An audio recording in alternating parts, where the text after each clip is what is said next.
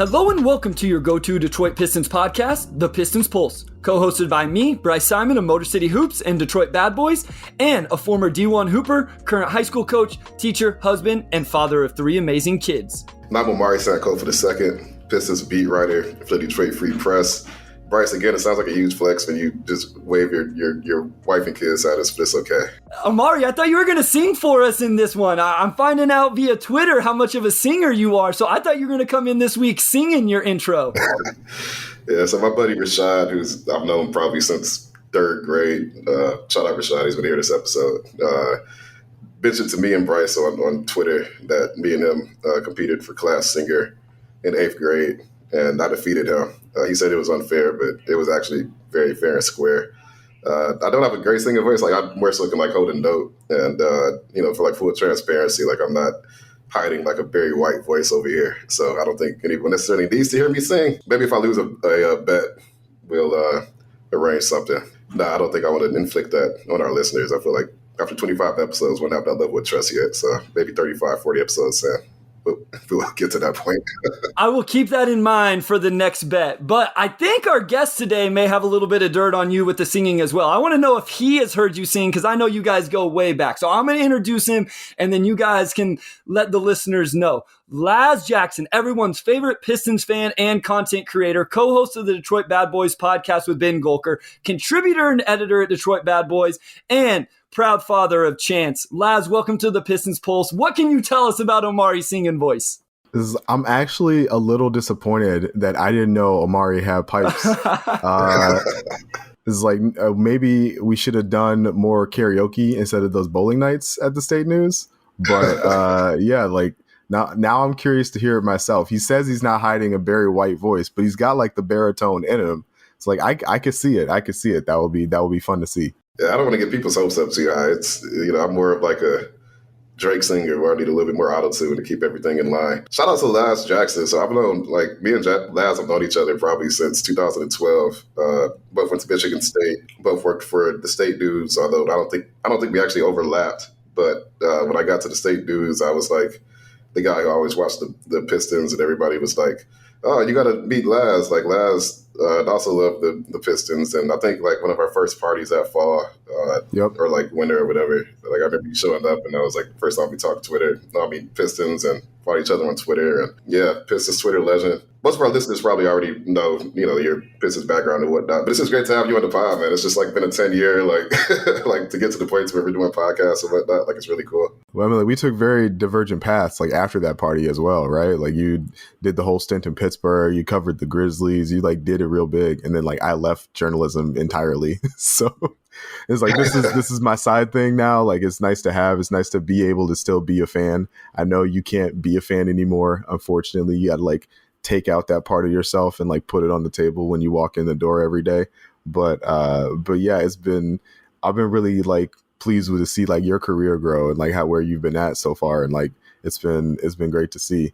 And, like, Bryce, of course, like, Bryce is brand new to all this, but he's still just, like, coming up so quick. It's crazy.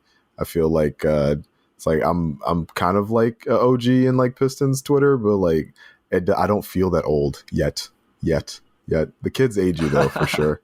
I will say shout out to my wife, my lovely wife. It is our 7-year anniversary today.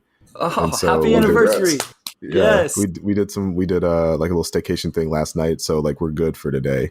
But she's not going to listen to this podcast, but she would be mad if I didn't say, like, that today was our wedding anniversary. So absolutely happy wedding anniversary, baby. Happy anniversary. Thank you. Well-deserved shout out. Yeah, shout out to your wife for letting you record with us on a Sunday and on your anniversary. And on this episode, we're going to have some fun, guys. We're going to play What If. So there's going to be some positive ones, some negative ones. Send us your thoughts, what you think about these. You can DM us on Twitter, send us an email, whatever it is. Me and Wes came up with 30. Obviously, that's way too many. We're not going to get into all of them. We had Laz go through, bless his heart, and pick out his favorite ones. And so we're just going to start off and see where this leads us. The first one, Laz, that you picked out, what if the Pistons actually play at a top 10 pace in the NBA this season? It's like, this is so fun because it's like, that would make for a more entertaining on-court product, right? Like more more dunks, more turnovers, more like runouts, more transition plays, just fun to watch. B, they actually have the personnel to play faster because of like the additions of Jaden Ivey and Jalen Duren, and even like you think about a guy like Marvin DeBagley would also probably be better in a more up and down system. And C, it's like it might actually help them be like a top 15, top 16, top 17 team in offense. It's like maybe if you're just like pushing the pace constantly, it's like I know a lot of offensive stats are like per 100 possessions or whatever, and so pace doesn't like really affect those as much. But like on a per game basis, if you're just running up and down the floor all the time, you're going to score more points. And so like I think this would be something that Pistons fans would really enjoy, just like a more like quick paced product to watch on the floor every night. I don't know if it would mean anything in terms of wins and losses, but it'd be fun, that's for sure. Yeah, I'm curious to see if there's just like a push and pull with Jaden Ivey and Cade Cunningham. I know Cade joked that he's not fast, and I don't think he's like a slow player per se, but he's also not Jaden Ivey. So I'm just curious like how they kind of figured that out at the start of the season. I think a top 10 pace, like I'd have to go back and look at the history of the Pistons where they ranked in pace every year, but like I feel like I would probably put money on them not ever being top 10 in like the last 15 years. Like I'm trying to think of like the fastest teams they've had, and they really haven't had a lot of quick ball handlers. Like maybe Will Bynum, back when he was the starter back in 2013 or whatever year it was. Yeah, I would be curious to see, but they certainly have the personnel for it this season. And Dwayne always just talked about wanting to get out in transition more as well. So, yeah, I'm curious to see what that looks like for sure. But I would think that they would be an above-average offensive team if they can play that fast. Is there anybody on the roster that wouldn't fit that? Like, I've kind of, looked up and down, and I think Cade can fit in any kind of pace or style. We've talked about that. I think he would be playing faster. I think it'd be huge for Killian Hayes, Hamidou Diallo, Jaden Ivey, Jalen Duren, all these guys. Is there a guy where you're like, man, maybe that doesn't fit him quite as much? Isaiah Livers is a guy we've talked about. Does he not look quite as good as that connector piece if they're playing faster? Isaiah Stewart, Kelly Olynyk, is there someone who you're like, I don't know that this really fits them quite as much? Stu's main strength is on the defensive end, like as a switch guy. And so I would be worried about him like holding up from a physical perspective. Like he's obviously like a physical beast. He's in great shape. But like if he's running up and down the floor all the time, and then you're also asking him to like contain on defense and switch everything and like attack the glass, since like nobody else, or since the other wings are not necessarily like known for being great rebounders, I would wonder about like how he would feel in that kind of system. That's like you're right, Bryce. Like the rest of the roster, I guess that's a small price to pay. I'm also curious about Killian just from a decisiveness standpoint, but obviously from just like as a passer, he could find guys like Isaiah Livers. He's not the quickest guy, but just being able to shoot, he could just leak out. Yeah, Isaiah's probably the one I have the most question marks about. But if he can shoot, then obviously that solves a lot of issues as well. Laz mentioned switching right there. So we're going to go to the second what if, and we're going to stay with some X's and O's, but on the defensive end. What if the Pistons don't switch every single screen this season like we saw towards the end of last season? I do want to make a quick note. It does sound like Jerome Allen is going to be running the defense as opposed to assistant coach Rex Kalamian, who was running it for at least last season. I would be interested to see this. I want to see them switch less, only because I think playing more drop is going to be more conducive to the long-term strengths of like Jalen Duren and Cade Cunningham. It's like we know Cade can play defense. We know Cade is like a good like off-ball defender, and so like you do kind of want to switch him like out of matchups, but at the same time, like I want to be able to take advantage of his length compared to like other point guards or other primary ball handlers. And so you do kind of want him like being able to trail over screens, being able to defend from behind, get guys in position to take really tough shots, and then kind of just going from there. I do think like scheme versatility is really important. You do need to be able, if this team is going to be able to be good and like make some noise in the playoffs, you do need to be able to play multiple defensive schemes. And so, but I think first they would need to be able to find success with one scheme, which as we've seen from like the breakdowns that Bryce has done, like that didn't happen very often last season. And so you'd like ideally, yeah, you'd love to be able to, they could play a bunch of different defenses flawlessly like Nick Nurse's Toronto Raptors, but they're not at that place right now. Yeah, I think I'm aligned with Laz on this. Just making more personnel dependent. If you have Isaiah Stewart, sort of like as your small ball five, you can switch a lot of stuff and feel good about it. If it's Marvin Bagley, you probably don't feel good about it. Duran, of course, probably more of a drop big. And Duran did say he could switch a little bit. I'd just be curious to see that in action because he is 6'11", and that's one thing I'll be watching for next season is when he's on the court, do teams try to bring him away from the rim, and how does he handle himself in those situations? So they have the personnel to switch. It's just not uniform up and down the roster. It's not like the Clippers where you have like 11 wings who are between 6'7" and 6'9". So it's more so selective, I would say, more so than every single one like last season. And I'm definitely curious to see what Jerome Allen's defense looks like compared to Rex Kalamian. Yeah, I mean, I think you brought up, Laz, I like the idea of versatility where they can run different coverages, but like you said, you have to be at least decent at each of those coverages to do that. And I do wonder about these guards. Saddiq Bey, how is he going to play as a on-ball defender in drop coverage? Getting over the screen. Cade Cunningham, I think Killian would be really good at it, but you have that other aspect of it as well. It's not just about the bigs, it's also about the guards and being able to navigate the ball screens if they're in drop. How many times last season did we see Killian like switch onto a center? Yeah. And like try and take on that matchup? It's like that. He's like, you like to see that competitiveness from him, but like he also like fouled a ton in those situations, or was really handsy, like really reliant on getting steals and stuff, which is not great, like proper defensive technique. And so it's like there are definitely like pluses and minuses to all of the schemes that they could play. It's like the drop is going to be the more traditional scheme.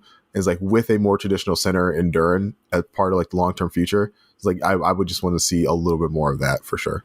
Yeah, and I think it's real easy to say, oh, well, just switch with Stu, drop with Bagley, hard hedge or blitz this ball handler. Like, it's easy to say that, but, I think people that have played and coached, it's not that easy. It requires so much communication to defend this guy this way, this guy that way. We're only switching 2 through 5, but not with the 1, those type of things. So it sounds awesome and sounds really cool, but it doesn't always play out that easy. Personnel is a huge part of this.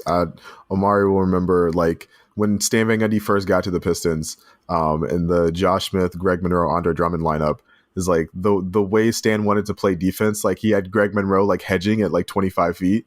It's like that did not work, right? And it's just like you have to be flexible with your defensive schemes, and you have to base it around your personnel for sure. Omari's shaking his head right now like I was last week during the food conversations. It's ugly times. Yeah, PTSD flashbacks. All right, moving on to Beef Stew, again, who we mentioned earlier. What if Beef Stew really does shoot 35% from 3 on 3 attempts per game, Amari? We've talked a lot about this. I think you believe in it. What if he really does that, Amari? If he does that, I think his extension price next season goes up about $10 million, honestly. I mean, I think that would basically solve a lot of the issues he has on offense where, we talk about on the pod a lot, but, he's not really a lob threat, not a great leaper, so he's got to be able to space the floor, and also him being about 6'8" or 6'9", that's probably better for him long term anyway. 35%, I think, is a pretty good over-under. His shot did look really good in Summer League, and, granted, in Summer League, like every year we see guys do things in Summer League that doesn't necessarily translate to the regular season. But he just put so much work into that shot. So I guess for me, the question is less, can he hit 35%? Because I think he can. And more, does he get up to 3 attempts a game? Like, is he actively seeking out that shot, to where he's getting that level of volume? I think for me next season, you probably just want to see the volume more so than the percentage. Like, if you're getting like 3 or 4 threes up a game and you're hitting them like a 32% clip, I think that's probably better long term than him shooting like 36%, but he's taking like 0.9 threes a game. For him, I think volume is the key for sure. Laz, we've talked a lot about this on the Pistons Pulse. I'm really interested to see what you think. And where do you think those threes are going to come from? Because I always kind of think pick and pop, but it's also a chance maybe you just stick him in the corner. I know the corner in Dwayne Casey's offense is, not a great place to be depending on who you talk to. But where do you think those shots are going to come from? And what if this does happen from Stu? I think if something like this were to happen, it would be like a combination of the stuff we've talked about, right? It would be the pick and pop, but it would also be like the trailer in transition as they play a little bit faster, right?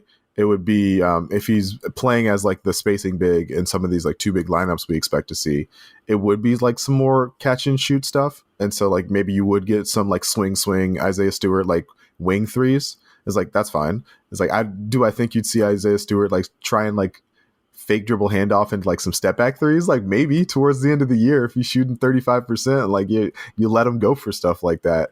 But the thing I would be most interested to see with this, it's like if he does start to operate a little bit more as a floor spacer, do teams start to defend him out there? And does that open up stuff like, does that open up rotations? Does it open out the ability for like him to attack a closeout, which we've seen him do like in very sporadic flashes sometimes?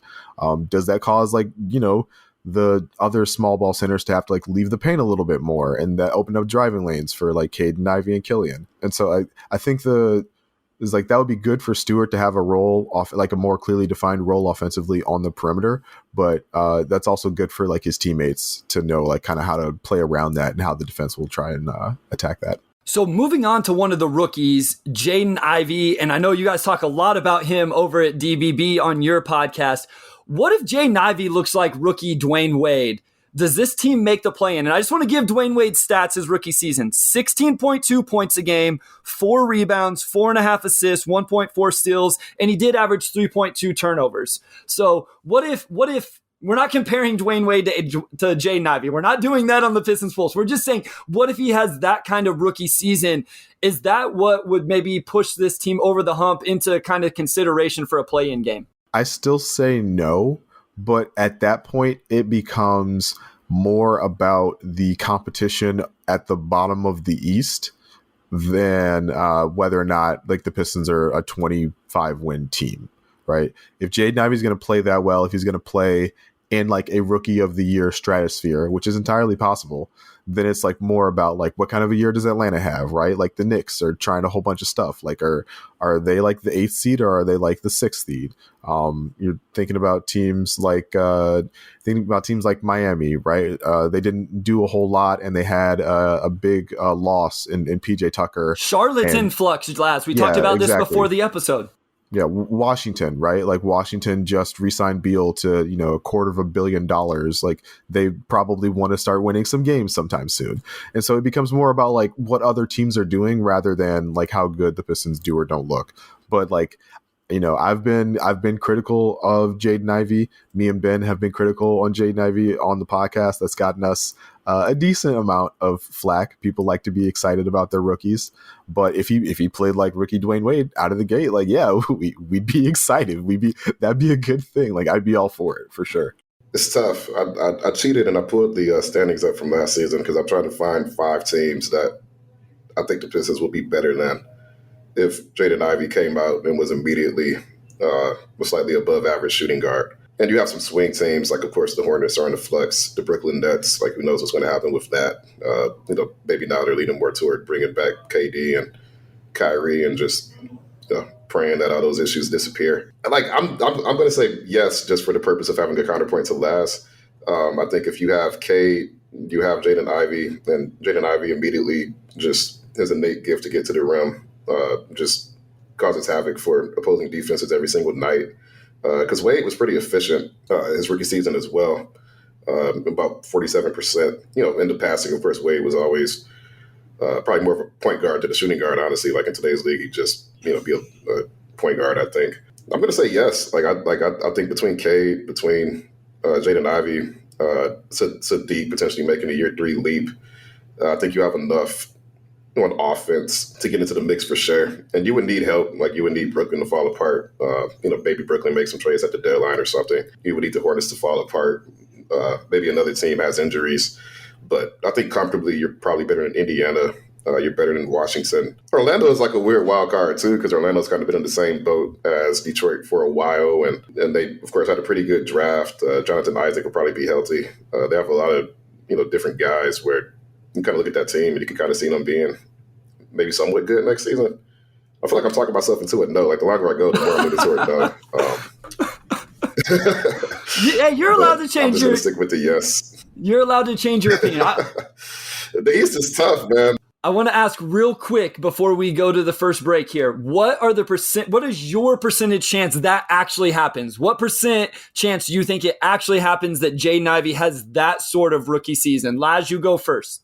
Put it at like 15%. Okay. Not out of the realm of possibility, not likely, but like definitely on the table. I don't want to rule it out for sure. Okay. Omari, what percentage chance? I'm going to go 25%. Yeah, it's definitely on the table. It's just, Wade was just really, really good as a rookie. It's like the thing with Ivy is just, like, I do think that there's a realistic chance that, like, he's just so good at getting to the rim that, a lot of issues are just going to solve themselves, and we could be overthinking it. Especially if the Pistons have enough guys who can space the floor. So I'm going to go 25%. Like, I think it could happen, but I think more than likely, he's probably having one good game out of every 3 games and one bad game out of every 3 games. Man, I thought I was the Jaden Ivey fan on here, and I actually would have been less. I was like 10 to 15% would have been my answer. So I'm kind of surprised those percentages were as high as they were. We're going to take a short break here, but when we come back, we're going to take these what ifs and go a little bit more negative with our perspective on those.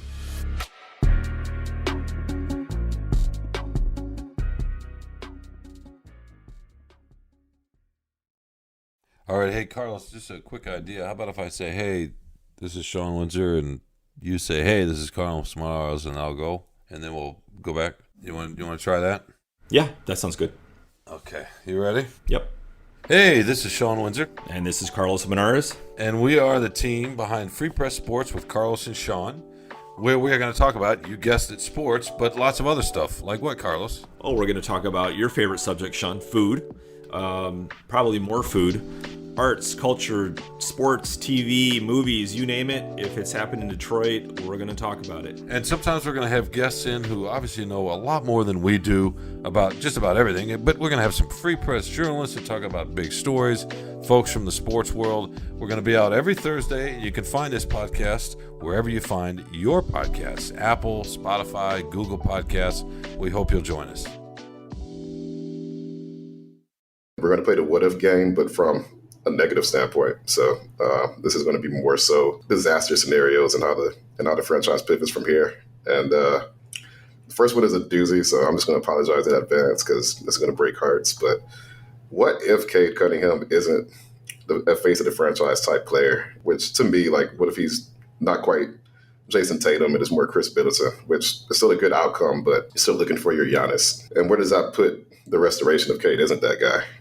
Laz, I'll go ahead and let you jump in this grenade first. Thanks for the tough one.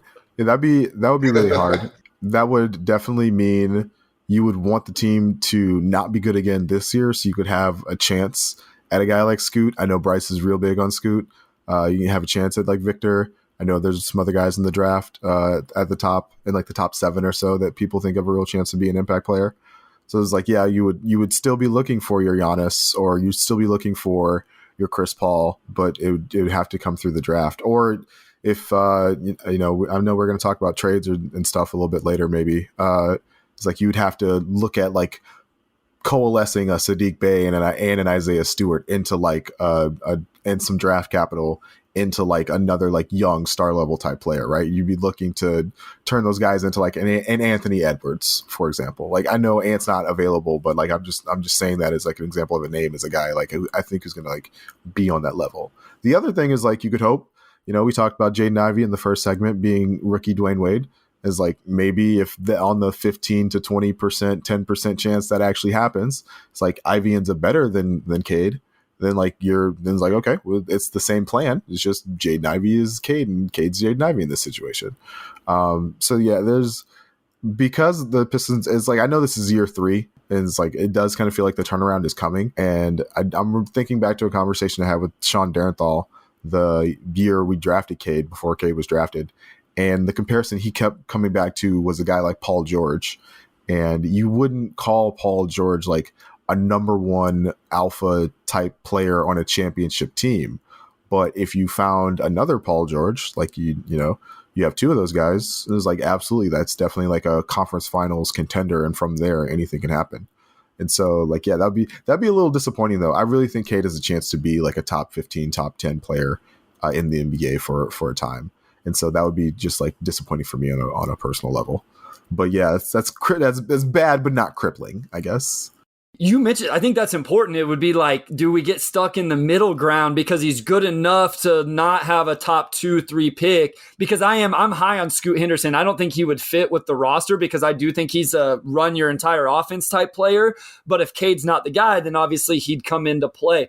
What would it look like? What would be the tell for you guys? Omari, first, what would be the tell for you? Like, man, maybe Cade's not the face of the franchise. Is there something that doesn't happen this season or progress that's not made this season that would make you start to question it? Because I think right now, as we all sit right here, we think he is the face of the franchise. Is there something that could happen this season, Omari, that would make you pause and go, man, maybe I was wrong? Yeah, his efficiency staying where it was last season. Because I think that was sort of I wouldn't call it a dark cloud, but I think when everybody was talking about why is national media leaning toward first Evan Mobley and then Scotty Barnes and this and that, I think they kind of looked at the numbers and they decided that when your number one pick is having a good year, but I think his field goal percentage was like 41%, and the shooting didn't immediately translate from college. That maybe he's being overtasked a little bit.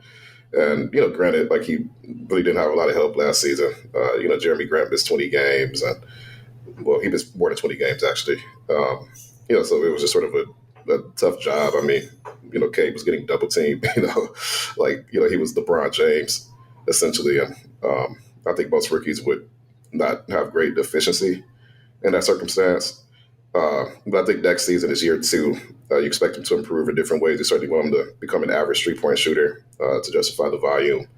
And if his percentages kind of stay where they are, or maybe they improve slightly, but not quite to that point, maybe you wonder, is he being a little overtasked and you need to get another elite scorer next to him? Like Luka was incredibly efficient as a rookie. And a lot of number one picks in the past have had efficient rookie seasons, even though they were drafted on a bad team. So, you can make excuses and say, well, the Pistons weren't good, this and that. But there have been rookies who, still thrived under those circumstances. And I think it's a talking point. So you definitely want to see Cade become more efficient. And I think having Jaden Ivey next to him will help immensely because he's going to take a lot of pressure off of him. So you won't be able to double team him to the same extent that you could last season. But yeah, I think if the efficiency kind of stays the same, then it's a valid conversation to have. Omar stole mine. I was also going to mention the efficiency. So the other thing I would say is that if he didn't take the strides as a playmaker that we kind of expected him to take, it's like right now we think of him as like a Luka Doncic guy who could have the ball in his hands all the time. But if he stayed at like the assist rate he was at last year, you probably would want to find like another point guard, another like a slightly better distributor to put next to him, and that would change his role, right? Like you'd start to think of him more as like a Devin Booker than a Luka Doncic. And like, yes, that's like still like an all-star, all NBA level guy, but like it does change like what you're thinking of as like ideal around that type of player. I'm glad you brought that up because I was surprised about his volume of shot attempts in his rookie season. I thought he was going to be more of like that distributor playmaker. And I know it has to do with personnel and the guys around you, and he has to play a certain role. So I would, over the next couple seasons, if he doesn't fall back into that as better talent comes around him, I'll honestly be surprised. I'll be wrong about his archetype of player because I do think he was more in, I've said it now multiple times on the pod, the Luka Doncic where he is like kind of creating for everybody as well, not just scoring the ball. As we talk about Cade Cunningham, one thing I also like to talk about is his gravity. But what if his gravity in free agency isn't as strong as what we think? What if no big name free agents want to come play for Detroit? They got $60 million in cap space next offseason, Laz. What if nobody wants to come play for the Pistons? That would just be historically the same as it's always been in Detroit, I guess, right? You'd have to construct a team like through the draft and through trades like the other championship Pistons teams have done in the past. It's like we do hope that Cade is like such a transcendent star in Detroit that other guys like do want to come join him. But like as we're seeing with the way the NBA is going, like you can't really rely on that anymore. We're seeing as the extension numbers get bigger, as guys are able to, re-sign with their teams for more years and more money, it seems like it's going to get harder and harder to get marquee free agents to even like become unrestricted free agents to leave. And I know that's something that the other other teams are really happy about, because it sucks for them when your best player leaves or asks out.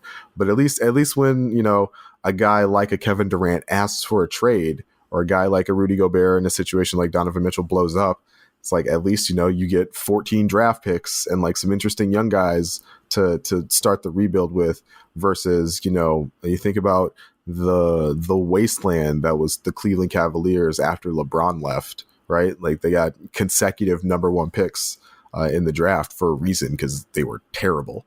And so, but to bring it back around, like that would be disappointing, but it's the same as it ever was, right? We just got to like keep going through the draft and through trades.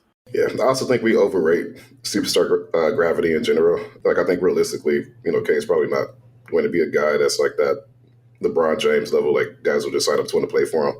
And even LeBron James, ended up leaving to go to Miami and LA, which is the stereotype. But at the end of the day, those are the only two teams that really have that gravity. Like, I don't think it's really about players. I think it's just location. Like, there's nothing, Detroit or Milwaukee or, even New York, like, there's nothing they can do to become LA or Miami. And, those franchises can, attract guys even when they have like meme rosters, like like you see like what the Lakers had back in 2016, like that was a meme roster, but they still ended up with Anthony Davis and LeBron James a few years later. So yeah, I think the Pistons are always, like, regardless how good they are, they're going to be the same as Milwaukee or any other team that has a superstar, where you're mostly acquiring star talent either through the draft or you're doing what Philly did, where they traded for James Harden. And of course, if you already have a star in place, I think it's easier for guys to accept being in that market, when the situation's good and, you're playing for a talented roster. But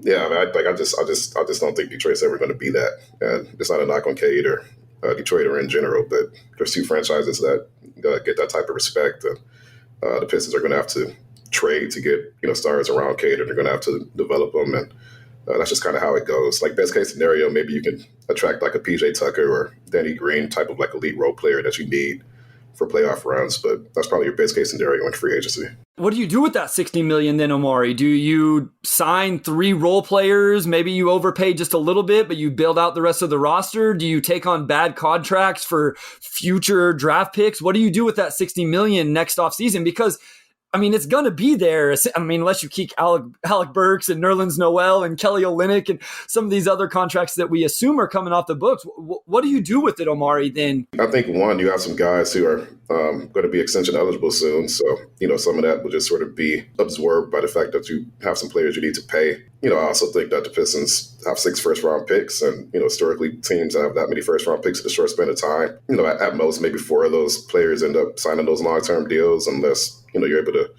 get a few of those players for less. But, Cade's probably going to be a max guy. Sadiq's obviously going to make a lot of money. Isaiah Stewart, if he could shoot, I think his price goes up a lot. And then in a few years, you're looking at Ivy and Durant as well. So maybe there are some sign and trade opportunities. You say, no, we can't commit to this player, so we want to make a swing for another star. Like, I'm not saying they're going to trade for Bradley Beal, but something like that, where you have a player who is in the back half of their career, but you want to win and they want to win. It just makes sense. You have some assets on the team that you can kind of leverage in trades, and you can take more contract back and kind of correct your books in future seasons. Like, it just gives you flexibility. I don't think you have to go on $60 million and you have to make like what Indiana did, where they kind of made a play for DeAndre Ayton. Like, I don't think you have to do that. I think realistically, you're just like, this roster is going to be expensive, very expensive in 2 years. And we just kind of set ourselves up to be on the right track, extend the guys who want to extend, prepare to hand out that big K contract in a couple of years, and maybe get a few high-level role guys. Like, you saw what Atlanta did with Danilo Gallinari and a few other players,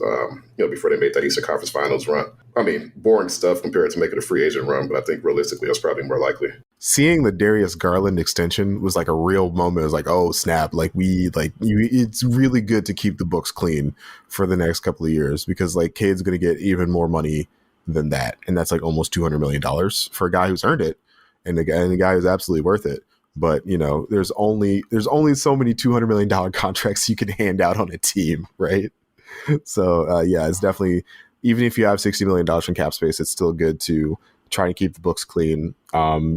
Maybe you can like still rent out the cap space for as long as possible to take on like bad money and draft picks.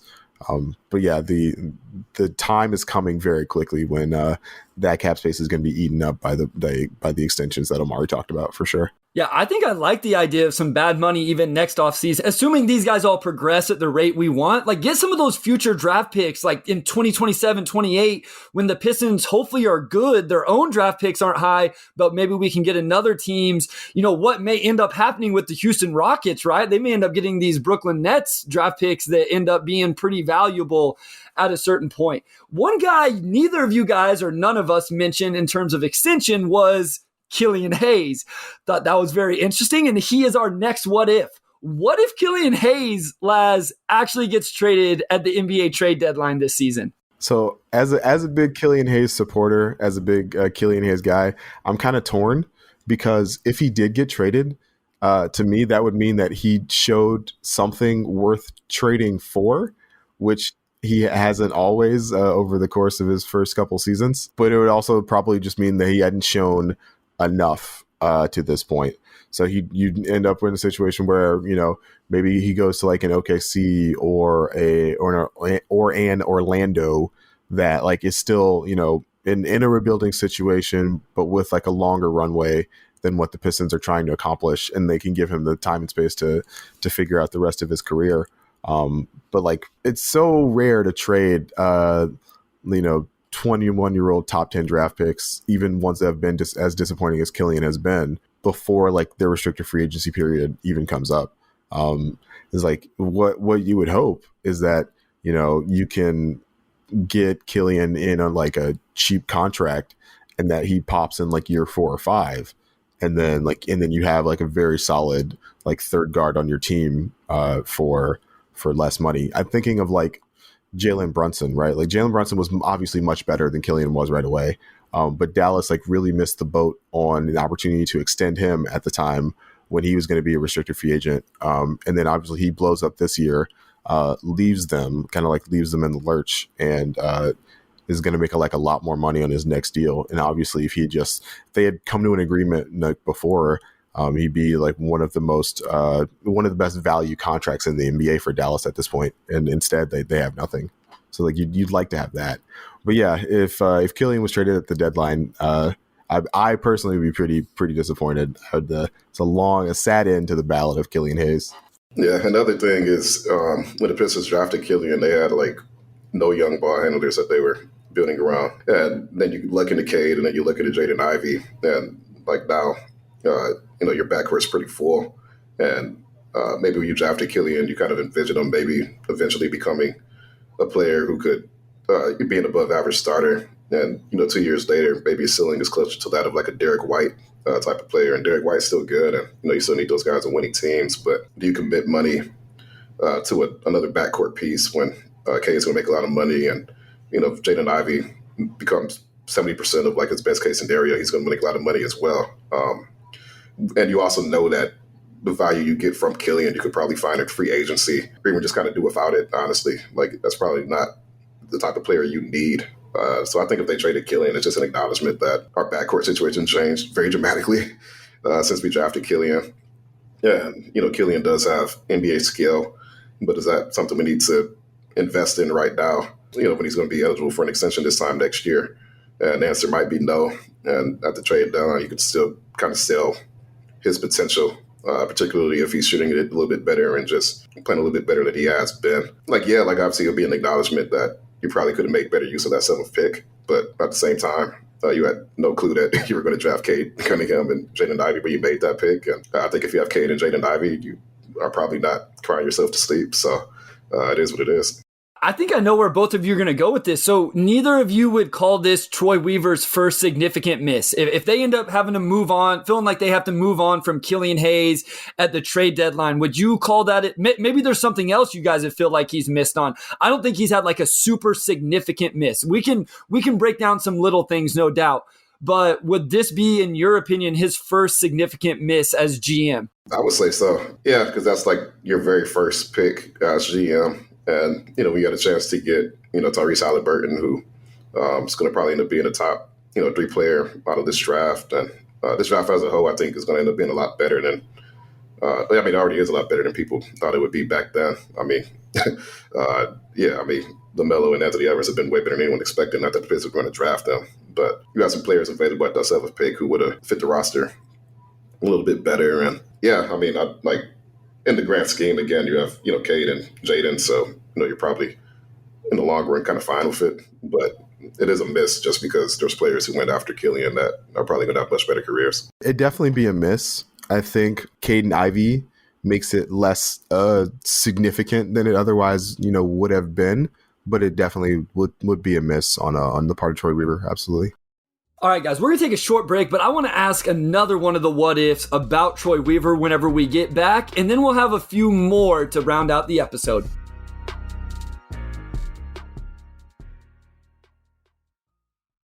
I'm Alyssa Robinson for the Detroit Free Press. When you wake up every morning, what's the first thing you do? Check your email? Me too. And when you sign up for our daily briefing newsletter, you'll get all the latest news sent directly to your inbox so you can wake up and be ready for the day. We also have newsletters about COVID-19 in Michigan, the latest entertainment headlines, as well as Woodward 248, a newsletter specifically for people living and working in Southeast Oakland County. And don't forget about automotive headlines and all the latest news from our Michigan sports teams. We have a newsletter for every personality and preference. Just head to freep.com/newsletters to sign up for any one of these great options and more. Welcome back, everyone. We're going to wrap up with a few fun questions that we've missed the first two go-arounds. Okay, this is another one that's not fun. I got to lead off with Cade, not working out. And this is another disaster scenario. What if we aren't confident in Troy Weaver's vision by the end of the year? Because I think right now, people probably think the confidence level is pretty high. So what happens in the span of a year where the parade has been thoroughly rained on and everyone's like, okay, I don't know if the team's on the track it needs to be on. Last, here's your second grenade of the podcast for you to lead us off on. These leadoff pitches are not very good. I think it would have to be something really drastic, like Ivy's not working out, Duran is not working out, Bagley is kind of what we thought he was as a defender. And so he's, much worse defensively than offensively. And the team is like on course to win like another 25 games. I think stagnation would have people a lot more concerned in the vision of Troy Weaver than anything else. I think people expect maybe not a significant amount of progress to be made this year, but some progress to be made. And so if you don't see that from an on-court perspective or from a wins and losses perspective, that would definitely be something to not have confidence in Troy Weaver about by the end of the year. But that's a real disaster scenario. I don't think they'll lose faith, even if the team doesn't go where people expect them to. I actually think there's a chance that people do, depending on, like you mentioned, Laz, how some of the young guys look. If Ivy doesn't look good, if Duran doesn't look good, if Marvin Bagley III may end up being the most polarizing player on the roster, right? The contract was very polarizing to begin with. If he doesn't look at least what he was in those 18 games or maybe better, I think people start questioning that. So you see little trickles of it here and there. And he's made enough decisions now where it's like you can start to really nitpick. I don't think any of them are, going to be like, oh my gosh. But I do think you could start to see the fan base question him just a little bit if some of the young guys don't show the progression and the talent that we're all expecting. Yeah, for me, I think there's two things that would probably lower the temperature of how people kind of feel about this team. I would say one, chemistry issues. For whatever reason, the two first-round picks come in, and they're not quite gelling the way you expect. Not that I think two rookies coming in and not gelling immediately would be a cause for concern, but maybe there are some locker room issues. Something happens chemistry-wise that people are like, I don't know if these players could fit together, and especially when your 2020 draft class is eligible for an extension, and maybe that kind of casts a shadow over the offseason as far as which players that we commit to and why. So one, chemistry issues. Two, Pistons have a lot of cap space next summer. I forget which trade it was, but either when the Pistons traded for Tobias Harris or for Blake Griffin, Stan Van Gundy talked about basically doing your shopping early. And if at the trade deadline, some teams looking to get off of their superstar for whatever reason, and there's like a lot of red flags involved, and Pistons say, Instead of going to the offseason with $60 million, we're just going to trade for a guy now and speed our timeline up. And I'm trying to think of like what a Blake Griffin equivalent would be, where superstar comes in and obviously very talented, but also on the wrong side of 30, and there's a real chance that it just ends up being a really bad contract in a couple of years. I can't think of a superstar who would fit that definition. Maybe Kyrie. Hey, so here's the one, Amari. What if he traded for Ben Simmons at the trade deadline and it didn't work out?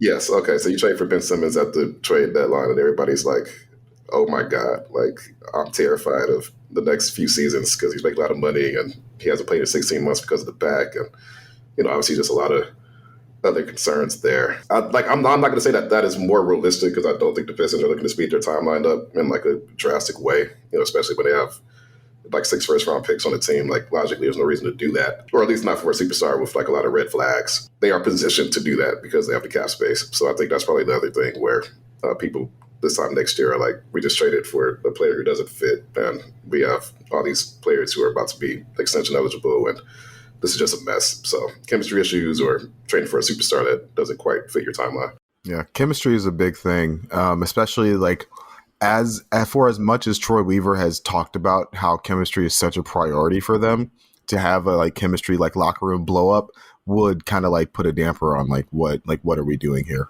Will he start taking heat with Dwayne Casey? Because we've talked about playing faster. We've talked about the switching defense. You guys brought up the chemistry, which by all accounts has been incredible through all of these losses the last 3 seasons. But do you think Troy Weaver could start getting some heat for saying, hey, Dwayne Casey's not the right guy. They need to move on. Maybe they need somebody younger. Maybe they need somebody with a more creative basketball mind. Do you think that pressure will, because right now it's just Dwayne Casey, but do you think it'll start being Troy Weaver's not going to do it or he needs to do it? Do you think that could start to happen if some of these scenarios play out? Dwayne predates Troy, right? And normally the GM move is to fire the coach. Yeah. To save yourself. Sure. And so I could definitely see if that were the case, like you would see Dwayne kind of scapegoated more so than Troy blamed, for sure. Fans tend to blame the coach before the GM anyway. And I think you could also just kind of sell it as like, we're in year 3, K's in year 2. Like, we want to win. We're not winning. I think that could just, if it goes that way, would also be a pretty logical resolution. Let's do a fun one. Can we do a fun one? Omari, your guy Wes set you up with these. He puts the outline in order, so you go talk to him. He set you up with the question last week, and then he had you with the Cade and the Troy Weaver questions this week. So I don't know, man. I think Wes saw the accusations of me and Wes being in cahoots against you. This is the counter reaction. This is the cover. But yeah, let's do a fun one. All right. So obviously I am pro Teal. I'm pro Teal. Bryce, I know you are indifferent. Curious to hear Laz weigh in on this one. What if they bring back the Teal uniforms for good? So I sighed. You sighed immediately.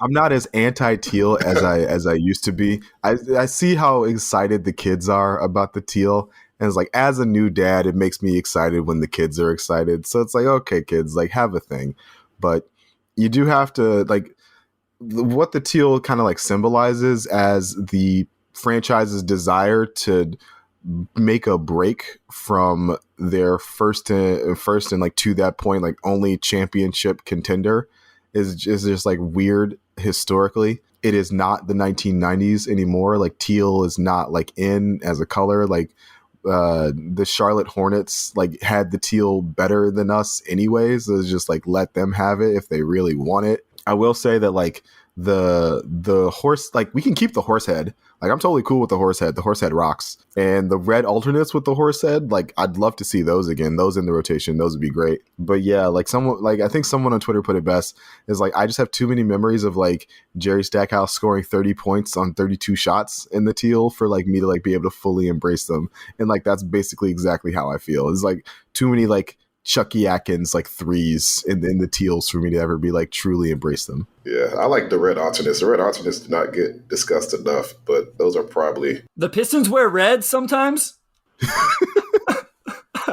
they had... Oh, man, they were so fire. They were just like all red alternate jerseys. I want to say they wore from like 2006 to like 2008 or something like that. But I'm pro Tib, but I think those jerseys are way better. And if they brought those back, I think it would have been much more of a universal yes, because the Pistons were also good when they wear those uniforms. The listeners know where I stand on this. Like, I loved your rant last week about like, I just want to watch the basketball. And it's like, I totally get you. It's like, that makes like, yes, like normally I'd be right there with you, but like, as a Pistons fans, I've been there where it's like they're losing 60 games this season. I need something else to look at besides the basketball. And like, that's what the teal is there sometimes. I found the perfect video the other day. I need to find out do you guys say GIF or GIF? One. What? I say GIF. I also say GIF. Okay, so they need to make it a GIF, but it's Derrick Rose at the All-Star game where all the other dudes come out and they're like dancing and getting into it, and Derrick Rose is just standing there stone-faced. And I'm like, that is me. That is my guy right there, because that's how I feel about this teal conversation. Everybody's yelling and dancing and having opinions and thoughts, and I'm just like, I just want to play basketball. I just want to watch basketball. I just want to break down some film. And so I was living it up whenever I saw that. All right, listeners, also for those of you on audio, which is everybody, you should have seen Wes's face when both me and Omari were like, we pronounced it as GIF. He was so flustered. He has no idea like why anyone would ever do that. You guys missed that. Yeah, it's the correct pronunciation. Like, that's like GIF. GIF doesn't sound right. It sounds like gift. It's spelled like GIF. It's not, isn't it GIF like the peanut butter spelled with a J? Yeah, but is it a giraffe? Like, no, it's a giraffe. Like, the English language is whack anyway. I'm a teacher and I can't stand the English language. I'm a science teacher, but the English room is right next door, and they have I tell her all the time, and she's an incredible teacher. She doesn't listen to the podcast, so she won't hear this, but maybe someone that does will tell her. But I'm like, the English language is so stupid. The way the spelling rules that get broken and the sound, like it's crazy. And okay, speaking of peanut butter and Lay's potato chips, Laz, yes or no? Oh, okay. Yes, we're going to do this the rest of the episode. I get what Omari was saying. No. You're trying to play Switzerland like me. That's my job. I would not do that. Thank you. Right? Like that is not a thing like I would try or I would enjoy for sure. Okay. I have to clarify. I'm being unfairly painted as the peanut butter and Lay's chip guy. It was a mailbag question, and I said I could see the vision. I'm not like a peanut I like peanut butter, but I'm just like walking around eating peanut butter and like sandwiches. You definitely were way more defensive of it than it had any right to be. He went full Gordon Ramsay with the salty and the sweet and the savory. He's talking about all this stuff. Because it makes sense. Like, first of all, putting like chips and sandwiches in general is just like a thing. Like, you make a turkey sandwich, you put chips in it. Like, no, you like, don't. That's a thing. Yes, you don't. Like that's definitely a thing. Like, people add chips to sandwiches. Thank you, Laz. like that is a thing. I'm not making that up. Well, like a crunch, you put like a pickle in there, right? Yes, thank you. No, but that's an entirely different flavor. The pickle is acidic. The chips are not acidic; they're salty. See what I deal with on this episode on this podcast, Laz? He's going Master Chef or whatever it's called. So I will flip the conversation. It's like I did agree with him about the jelly on the chicken sandwich or on the biscuit sandwiches, because again, like I live in North Carolina. I've lived in North Carolina for like the last almost a decade now, and it's like, yeah, that's the thing that happens.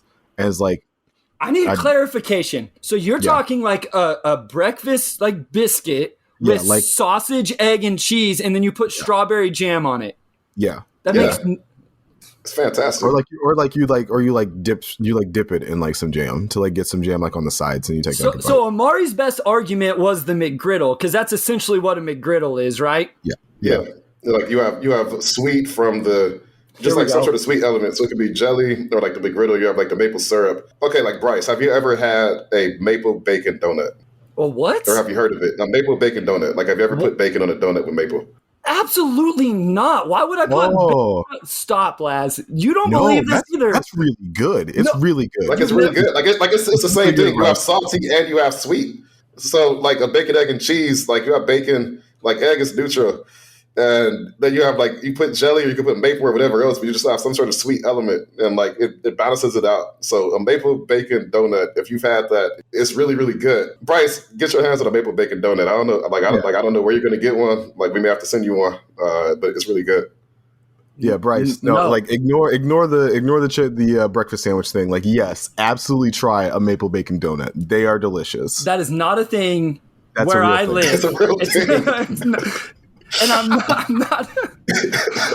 not driving anywhere to. I need people to like tweet me, DM me, send me, blow up my email. I don't care. Let me know if you guys have had a bacon maple donut, because I don't actually believe the way Omari didn't believe that Dorothy Lynch was a real thing last episode.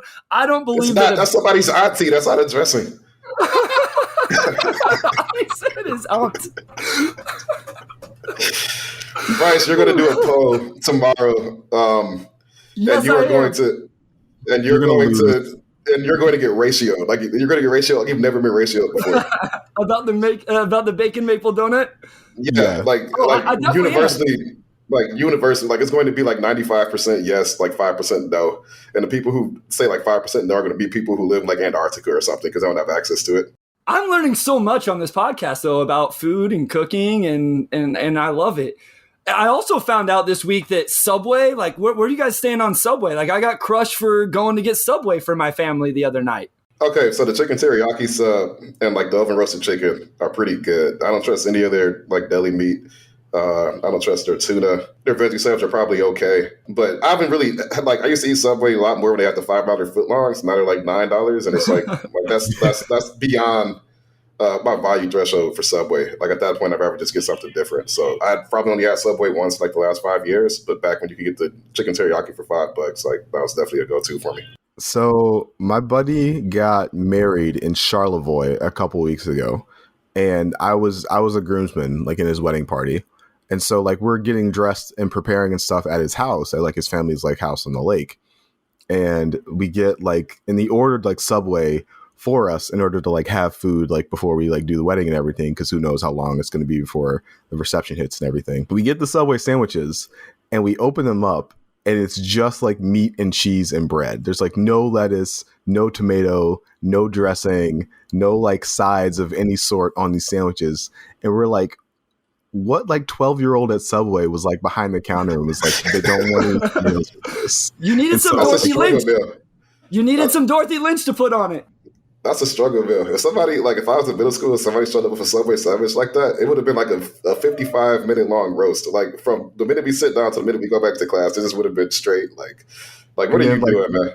And then like 3 weeks later, it was like, hey, remember when he brought in that Subway sandwich? And it just like starts up all over again. Exactly. Yeah, and that's like, and it becomes part of his legacy that he brought that sandwich to school. Like you have like a reunion like 10 years later, and it's like, remember when he brought that busted sandwich? Like, what was wrong with you? Like, what was going on at home? So Bryce, as long as your family got like actual like lettuce and tomato and sides on their sandwiches, I think Subway was like a fine choice to like feed your family. Also, you have 3 kids. I struggle feeding like one kid who doesn't eat real food all the way yet. So it's like, yeah, if like at that point it's like I gotta feed 6 humans, it's like, yeah, man, do whatever it takes. Okay, so that's what I wanted to, because someone was like, why are you getting your family? I was like, they said just go get the bread and the lunch meat and just make it at home. And I'm like, I ain't just making this for myself. One, I don't know if you guys agree or not, everything tastes better when it's made by somebody else. That is a scientific fact. As a middle school science teacher, it has been scientifically proven that if it's made by somebody else, it tastes better. But you don't. I agree. Thank you, Omari. Finally, we agree someone on something 25 episodes into the podcast. Because you finally said something that's just factually true and not a bad opinion. It's not factual. I love what we have to, Wes, we got to make this the 3rd segment every episode. Like, we just got to throw out a food topic and just let it roll, because this is too much fun. So it's not that simple for 5 people, though. Like you said, Laz, I got 3 little kids. One doesn't like this. My wife doesn't like vegetables. The other one is going to throw it across the room. Like, it's just easier to go get Subway. Yeah, I also didn't realize, like, you had the Twitter thread and you were saying that, like, the Walmart's like 30 minutes away and there's not a lot of options. So that's a little different. Like, if Subway like the only option, then it's like, okay, like you're not driving by, like, whatever you think is a better option. Like, there's no Jersey Mike's down there. Okay, so that's what somebody said. Go to Jersey Mike's, and I pulled up my Google Maps, and it's the closest Jersey Mike's is literally 222 miles away from my house. So, like, I know I play it up a little bit. I took a video the other day of me on the tractor that looked just like the GIF that Koo had sent me. But I'm like, I really do live out in the middle of nowhere, and there's not just chain restaurants and chain stores, a 10-minute drive. This is going to be our longest pod by far, but I just need a quick rundown. I'm going to throw out some sub chains. I got to figure out which ones you have access to, or at least encountered. So do you have Jimmy John's? No. You don't have Jimmy John's? Okay. In my town? Anywhere. I don't know. Can you get to one within a reasonable time frame? Well, reasonable time frame out here is different. Like, we're used to having to drive Jimmy John's. 20 minutes. 20 minutes is a cutoff. No. In an hour. Like that, okay, so I would expect you to go 2 hours. 103 miles. Bryce is driving from Detroit to East Lansing for some Jimmy John's. Yeah. Okay, what about Quiznos? Like, are there any Quiznos around? Does Quiznos exist anymore? I think Quiznos is gone. There was one that was an hour away whenever I was a kid, so that's somewhat a yes. Okay, what about Potbelly? No. Okay. Tubby's, I think Tubby's might be a Michigan thing, actually. Yes, Michigan thing. Okay. Never heard of it. So no Tubby's. Tubby's is good. Okay, that's all the sub chains I know. I was like, okay, Bryce, do you have an air fryer? No. But the guy I coach with that lives down the street, he was using one the other day, and I went home and told my wife, like, hey, we need to get this. Like, this looks – she's worried that it's not big enough to, like, feed the whole family just with the air fryer, though. Yeah, it's not, but like it's still pretty good. So this was gonna happen. I'm gonna send you some maple bacon donuts, and you're gonna reheat them in the air fryer to like keep them crispy, and like you're gonna eat this, and you're like, wow, like Laz and Omari were absolutely right. Like I should have listened to them. This maple bacon donut is delicious. I will top tier donut. I will accept that. I will try it out for the sake of our friendships and the podcast. I will try it out.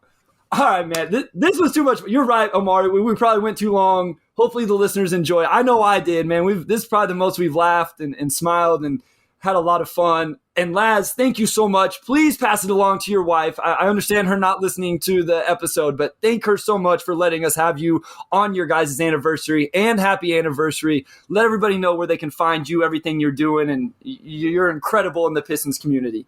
Well, thank you, Bryce and Omari, for having me on your podcast. I really appreciate it. My wife is literally sleeping in the next room. She doesn't care. But you can follow me on Twitter for more family escapades and Chance content, and the occasional Piston stuff at Laz Chance. That's at LAZCHANCE. Man, the myth, the legend. Just going to close this out real quick. Shout out to our editor Kerry Jr. II, our executive producer Antoinette Delgado, and our sports editor Kirkland Crawford. Also, shout out to Wes, who was silently agreeing with me and Laz during that entire 15-minute spiel.